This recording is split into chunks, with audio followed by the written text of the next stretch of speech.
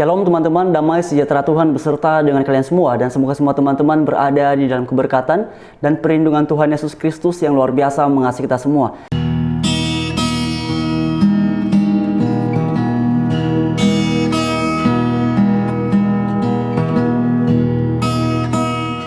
Nah teman-teman sekalian, dalam bagian ini kita akan sama-sama lagi menanggapi mengenai pernyataan dari seseorang.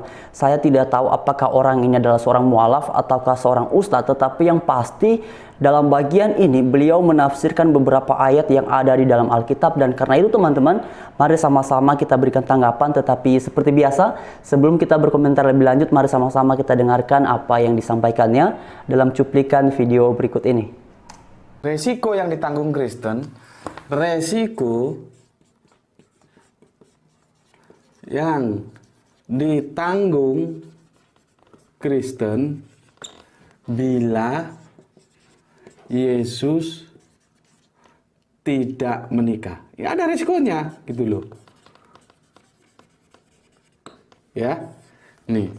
Jadi judul tajuk utama kita tetap Yesus lelaki normal ya.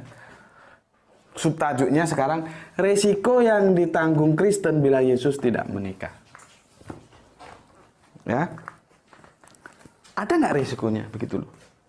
Seperti kemarin yang sudah aku jelaskan ya. Asumsinya itu dibangun ya. Dibangun atas sorry tadi aku sudah hapus ya. Sebentar. Aku tadi kesusu hapus saja. Ini ya. Yohanes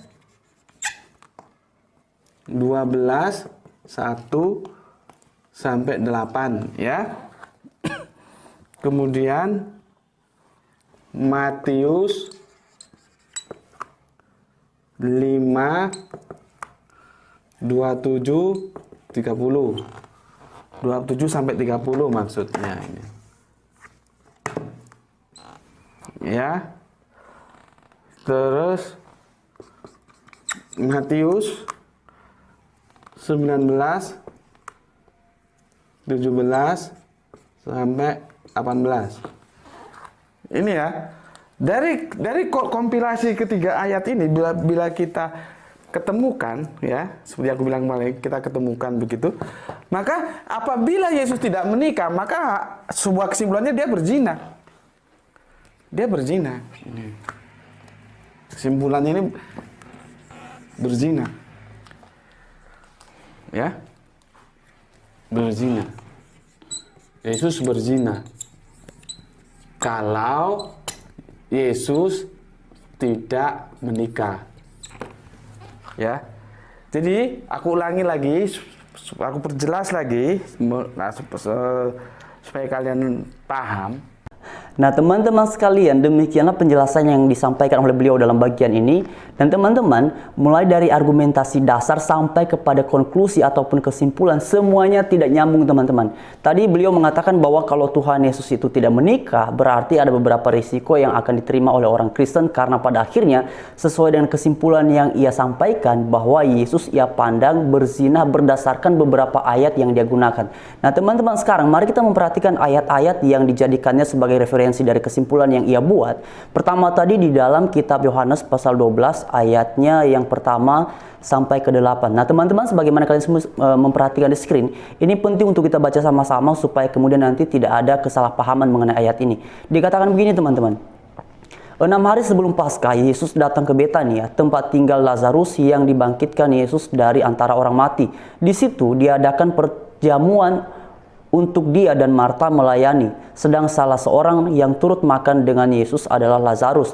Kemudian ayat yang ketiga, maka Maria mengambil setengah kati minyak narwastu murni yang mahal harganya, lalu meminyaki kaki Yesus dan menyekanya dengan rambutnya, dan bau minyak semerbak di seluruh rumah itu. Kemudian teman-teman, ayat yang keempat, tetapi Yudas Iskariot, seorang dari murid-murid Yesus yang akan segera menyerahkan dia, berkata. Nah teman-teman, nanti mengenai ayat ini kalian baca seterusnya, karena ini sebenarnya berkaitan dengan perkataan Iskariot. Dan dikatakan di situ sebenarnya ia berkata demikian bukan karena ia peduli terhadap orang miskin, tetapi karena dikatakan dia juga suka ngambil uang dari perbendaharaan.